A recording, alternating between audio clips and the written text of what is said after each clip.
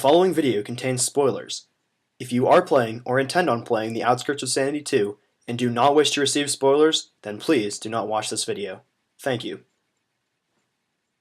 Hello everybody, I am Pjaypit and welcome back to episode 8 of the Outskirts of Sanity 2 developer commentary. I hope it's episode 8. I think at the last episode I said it was episode 6 when it was actually 7 or something like that. I can't remember, but here we are regardless, and I basically restocked my inventory off camera and I'm pretty set to go. My armor's decent. I have this good chest piece.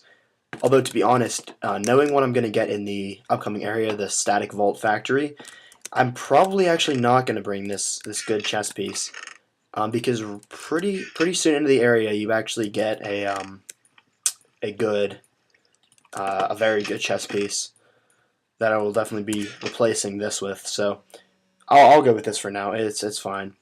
So I also do not have any potions in my inventory because I give out a lot of potions in the area. And you'll see why in a sec. So here we go. This area is called Static Vault Factory, if you didn't hear me the first time, and there's a couple signs up here that give a little bit of lore to the area. Wow, there's a congregation of spiders gathered on that rooftop. I'll just take a quick look around the cavern, a big stone kind of mine cavern area, and here's some signs. So, warning, the workmen of the factory here have suffered massive shocks in a test gone wrong at the factory. They have started a riot and are bursting with dangerous electric powers. They will shock on contact. Be careful, workman 831 or whatever random number I wrote. So basically, that is kind of my way of letting you know that all the enemies up ahead, all the custom enemies are going to have thorns. I thought it was kind of an interesting way of looking at it, like as if they're electrified, and if you touch them, then you have a chance of getting shocked, which is kind of like what the thorn damage does. So that's pretty cool. I'm going to try to make my way down here. There are quite a few spiders. I think that's the only thing I actually see. There's a creeper way over there, a couple of them actually, but mostly spiders, even though there's no spider spawners in this area at all. And there's also like 5 endermen just clustered there. So the sword I'm using is Sharpness 4 and Smite 2, so it's going to be very good on it's going to be very good on spiders and creepers because of the sharpness, but on zombies and skeletons, and particularly the zombies I'll be facing in this factory here, it's going to be very effective on them. And the less hits I have to get off on them, the less thorn damage I'm going to take, and so forth. So that's my plan. My plan is also not to get killed by creepers and the skeletons that are naturally spawning. I think what I'm going to do is actually look at these endermen, because I don't want to risk angering some endermen this early. I brought along a couple backup swords. I brought this looting 1 sword for endermen. I keep forgetting to grab that looting 3 sword I gave out. But I'm just going to look at all of these guys. Just look at all of them. I'm ready. Come at me, bros.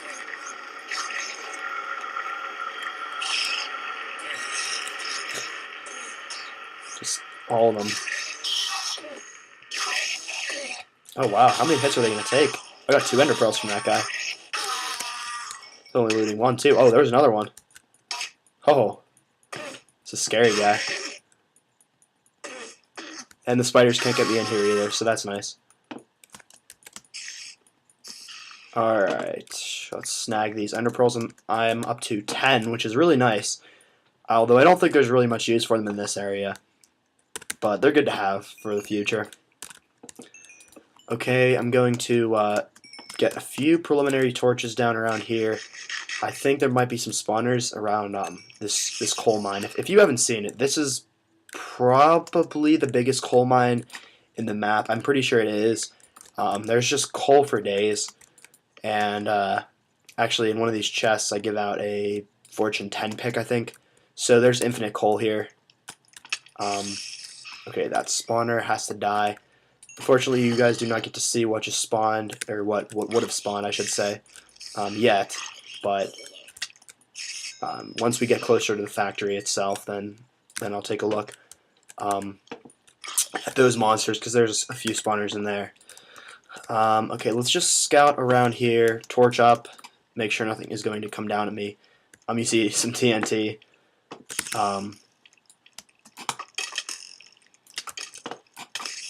want to try not to use this sword if I can avoid it because of how good it is for fighting the custom mobs of this area. So I'll back off a little bit, take range with my bow. I brought 2 stacks of arrows just for this reason. So most things should go down in a couple of hits because I have this power 2 ice bow. My shot's too high or something? What? Are they too low? Oh, of course, the bat. 2 bats in a row. I swear they're programmed to do that. They have to be. Yeah, I guess those arrows were too low. It's been about a week since I've last... maybe like 5 or 6 days since I last recorded. So, basically every time I get to play, I have to get familiar with... get back in the swing of the gameplay mechanics. Okay, here we go. Here we go. So these guys are the custom mobs. Oh, that's not good. Okay, luckily the chest did not explode. But as you see here, they are armor-clad workmen with gold swords and clay, yellow clay as their hat. They look kind of silly, but they're actually quite a dangerous enemy. Basically, in each area, or in each intersection, I should say, there is 1 or 2 really combat-heavy areas, and this is definitely more combat-focused than, say, like Sea of Clouds, which was more about a unique gameplay mechanic that I was testing out. So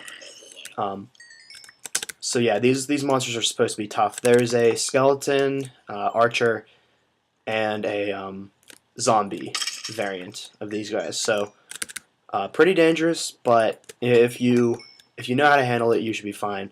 I give out a lot of potions in this area. As you saw, the very first corner you took, there was a chest of potions because it's hard to regain health with Thorn's enemies fighting you. So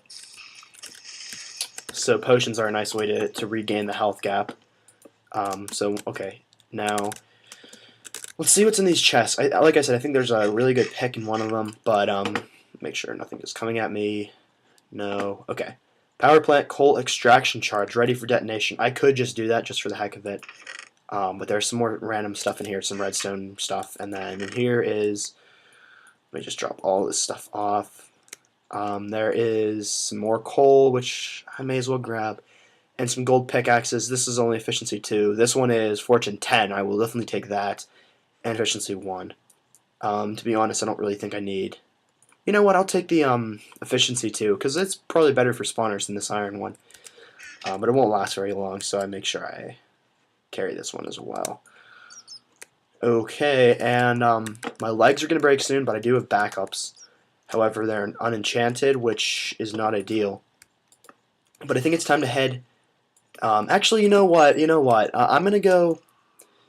I'm thinking about this. This area, with all things considered, is fairly large. There's a bunch of different sections of it, and for me to tackle the area in its entirety, I would like to break it up into 2 episodes, because there's kind of the outside area, and then the inside area is, I mean, essentially 2 distinct sub areas, and that was thorns damage. Yeah, you got to keep an eye out for that.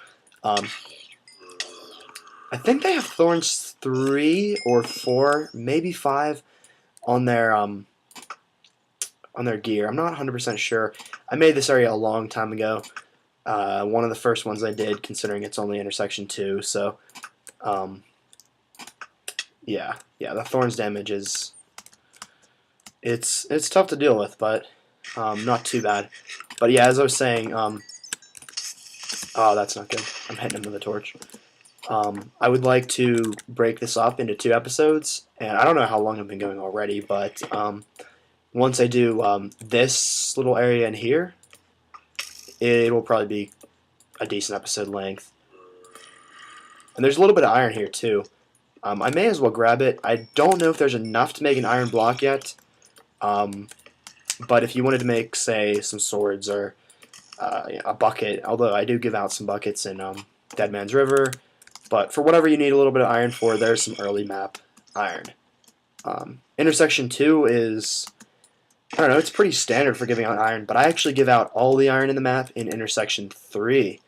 And I guess I don't really want to give too many spoilers too far ahead, but there's a huge area that's predominantly iron based in Intersection 3. Okay, try to mitigate that thorn damage. Let's check out their armor. I'm pretty sure it's just protection. Yeah, protection 2. So with this armor, these guys are formidable formidable enemies. They are certainly not allies. But the sword I'm using, they may look less challenging considering the sword I'm using, but let's take say a Smite 2 sword to them. And a Smite 2 sword is, I mean, that's pretty good. It took 3 hits with a Smite 2 sword. And that would probably 2-hit most zombies.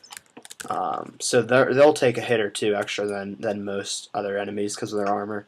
I didn't mess around with their health or anything, but all in all, pretty dangerous enemies if you're not careful, because the damage can add up so fast, and you end up damaging yourself. Oh, with the thorns.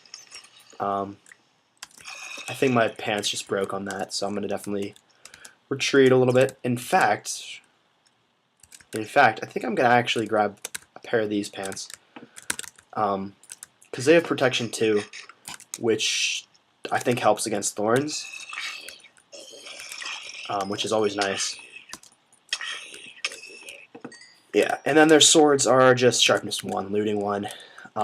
You can combine them to make a pretty good sword, if you wanted to, but no, it's not really necessary.